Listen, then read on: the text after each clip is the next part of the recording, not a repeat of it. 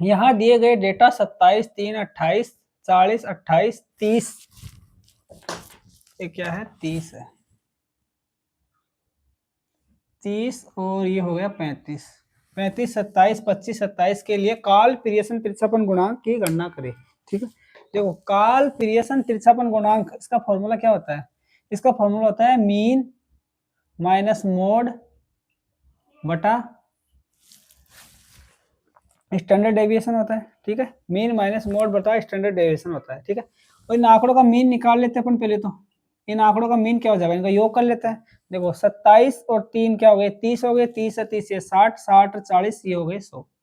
ठीक है, बाकी को जोड़ लेते हैं, ये 28, ये 28 56, 56 और ये 27, 27 क्या हो गए 54, 56 और 54 कितने हो गए 110 ये हो गए। ठीक है, अब बच गया कौन सा चाहिए 35 और 25 बच गए, तो 35 से 25 को जोड़ेंगे तो कितना हो जाएगा 60 ही हो जाएगा, यानी कि टोटल मान कितना आ गया 270 आ गया। ठीक है, मीन यानी कि मीन निकालेंगे तो मीन कितना आ जाएगा टोटल 270 है, और इनकी संख्या कितनी है 1 2 3 4 5 6 7 8 9 10, 10 है तो 10 का भाग दे देंगे, ये मीन आ जाएगा।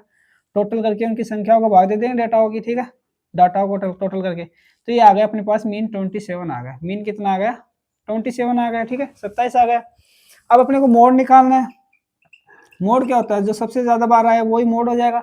देखो इसमें 27 कितनी बार आया, एक बार, दो बार और 3 बार आया है, और बाकी 3 तो इसमें एक बार ही आया। 28 2 बार आया है, 40 भी एक बार है, और 30 भी एक बार है, 35 भी एक बार है, और 25 भी एक बार में सबसे ज्यादा बार कौन सा अंक आया है 27 आया है, यानी कि 27 इसका क्या हो जाएगा मोड हो जाएगा, यानी कि 27 क्या आ गया मोड आ गया। देखो अब इस क्वेश्चन में अपने को स्टैंडर्ड डेविएशन निकालने की आवश्यकता नहीं पड़ेगी। क्यों? क्योंकि देखो मीन भी 27 है और मोड भी 27 है। मीन 27 और मोड भी 27, 27 में 27 के तो क्या आएगा स्टैंडर्ड डेविएशन, अगर कुछ भी हो उससे कोई फर्क नहीं पड़ेगा, यानी कि 0 बटे स्टैंडर्ड डेविएशन।